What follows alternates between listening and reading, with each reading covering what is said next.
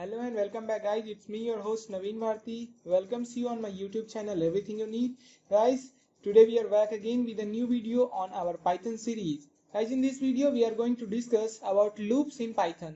There are different types of loops present in Python like for loop, while loop and do while loops. But in this video our main motto will be concentrated only with the for loop. But guys, if you are new on my channel, make sure that you have subscribed to my channel by pressing the red button below and turn on the notification bell to all, so whenever I upload a video you will be get notified each and every time.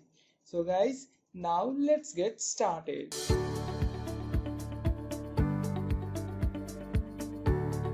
Guys, as you can see that we are here in our Jupyter notebook. I will move to my working directory inside documents, Python tutorials.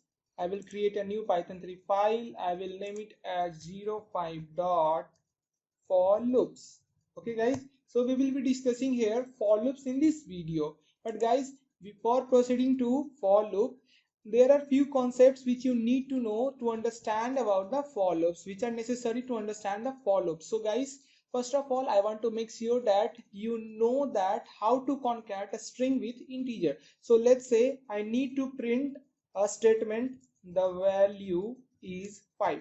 So guys, as you can see that I need to print this whole statement, the value is 5. So what we will do, we will insert a new cell, we will write a print statement, the value is, and guys now we need to print 5. So guys, let's say 5. So when we run it, it says the value is 5. But guys, consider another case. So let's take a variable whose value is 100. Okay, so here the value 100 has got assigned to variable x, and now we need to print the value is, and now here just in place of 5 we need to print the value of x.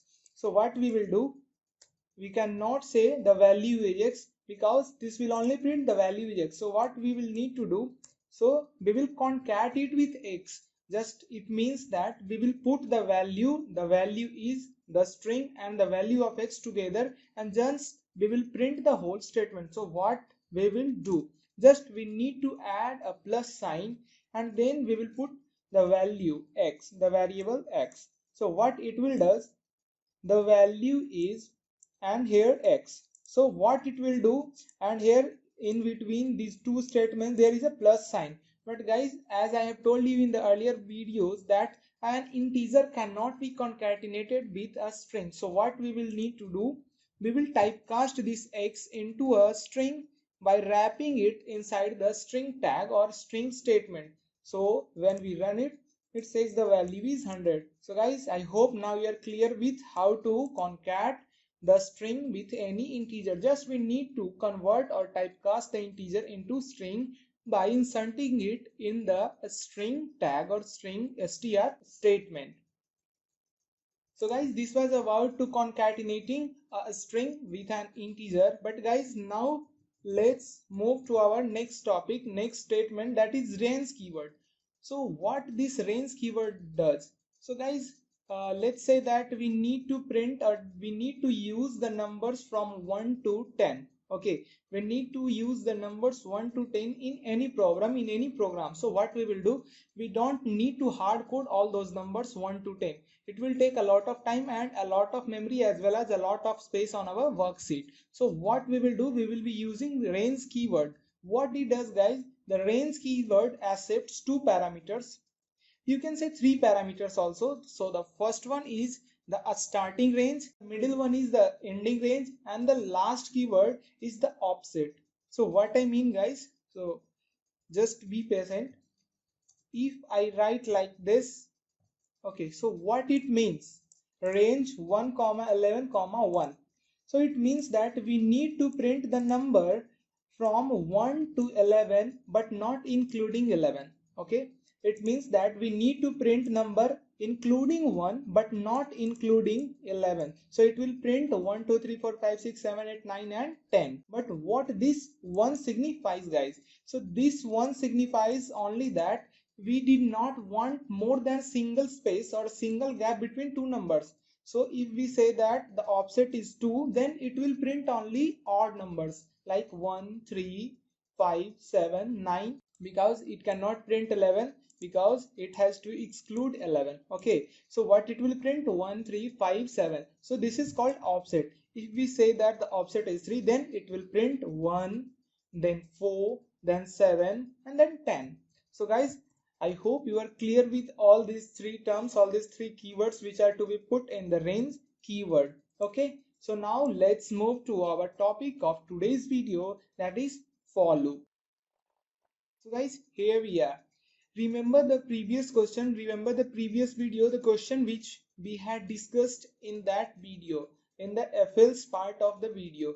So what we have done, we asked the user's input, we asked the user to input a number. If the number is divisible by 3, then we will be printing high. If the number was divisible by 5, then we have printed by. If the number is divisible by 3 as well as 5, then we have printed high by.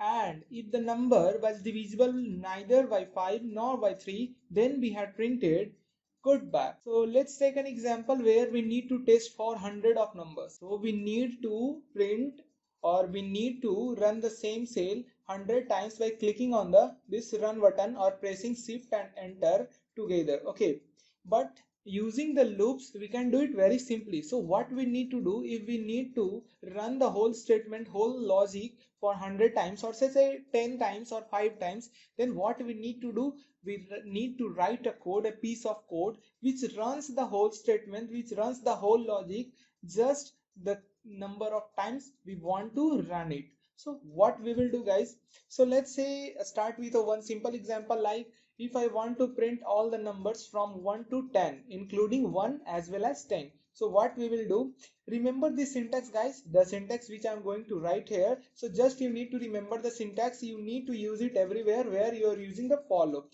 So I will write for I in range 11.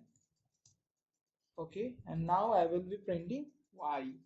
Okay, so guys, we have written this piece of code. So what it means, I will tell you.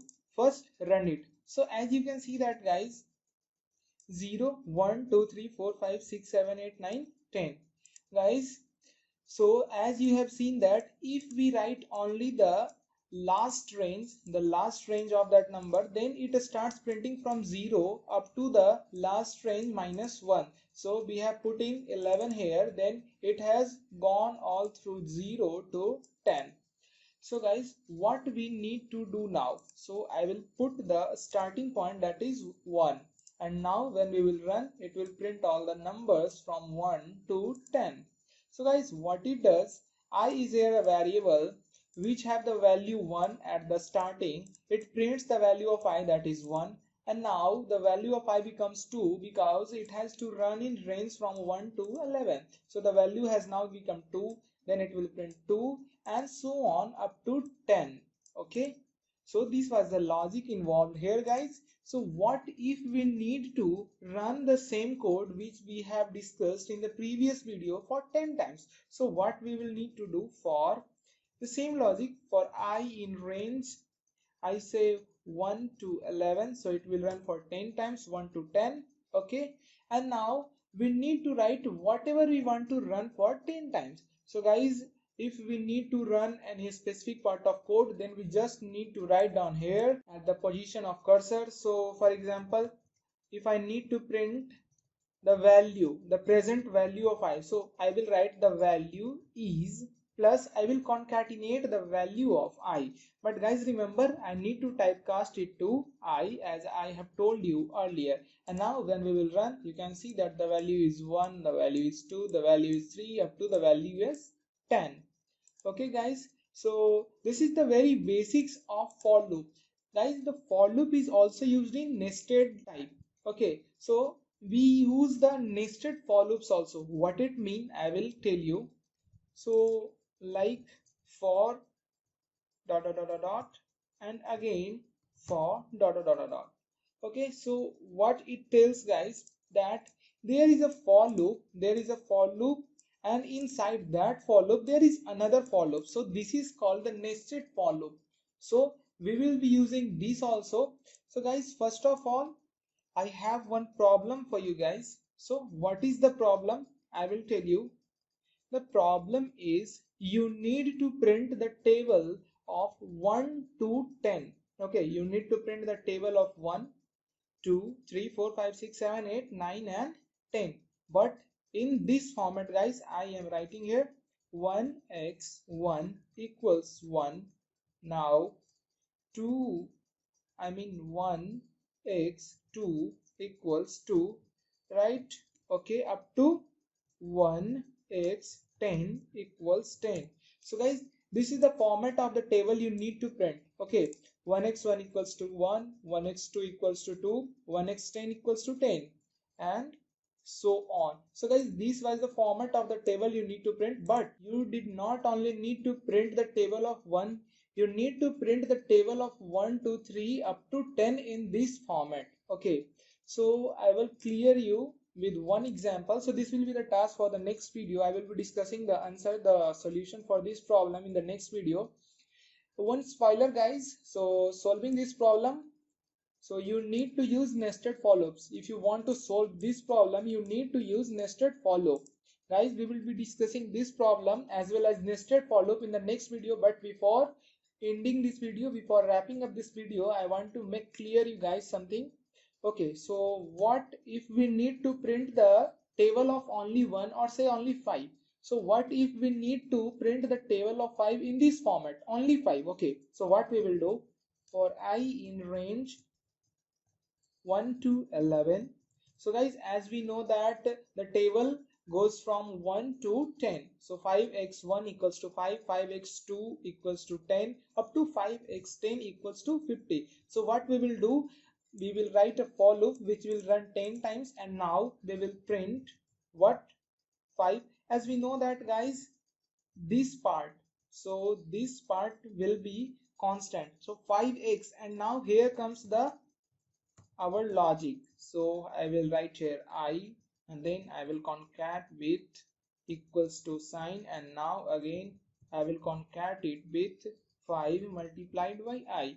And when we will run this, you can see that guys, 5x1 equals to 5, 5x2 equals to 10, up to 5x10 equals to 50. So guys, this is the logic here. I have written 5x space, so this is the this much part. Okay, so up to this has printed, this has printed, this stri is this part. Okay, then this part is right here, and this is the final part which is in the right side of equal to sign. So guys, this was the only one for loop, but you need to use nested for loop for this problem. So guys, this was about the basics of for loop. I will be discussing about further for loops, different types of other loops like while loops and do while loops in the further videos. Guys, if you like watching this video, please do like. If you don't like this video, please dislike and tell me in the comment section that why you have disliked this video. Share with your friends guys, so they also get benefited from this video. Subscribe to my channel. Thank you guys. Bye bye. Take care.